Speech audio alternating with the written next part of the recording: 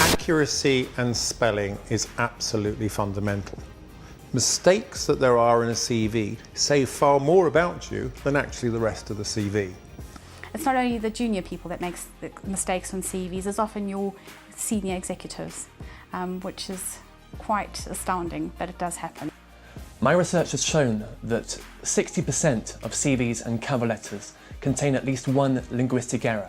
Now, a spell checker will help a lot, but a spell checker may also introduce some interesting variations. So one candidate CV I looked at quite recently talks about experience as a shelf stacker in a supermarket. And somebody, instead of working in a busy work environment, actually worked in a busty work environment. I once saw a receptionist CV who proudly declared that she spent all day receiving and transmitting massages. Another candidate in a covering letter promised the employer that he had 10% attention to detail. I mean, just recently I had a letter that implored me to get back to that individual at my earliest connivance. The popular one that we see all the time is LED, not LEAD, but LED, and people just don't realise that they're doing it. So it's very, very easy to let mistakes slip through. Everyone does it. The only answer is to get someone who really does have meticulous attention to detail to go through your CV line by line.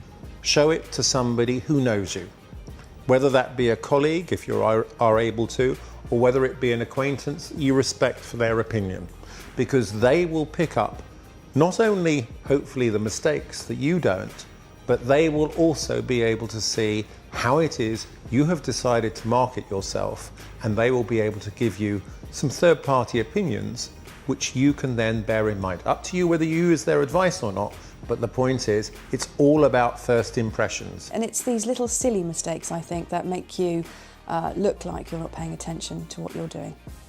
Leave errors in your CV and the recruiter will put your CV straight in the no pile, also known as the bin.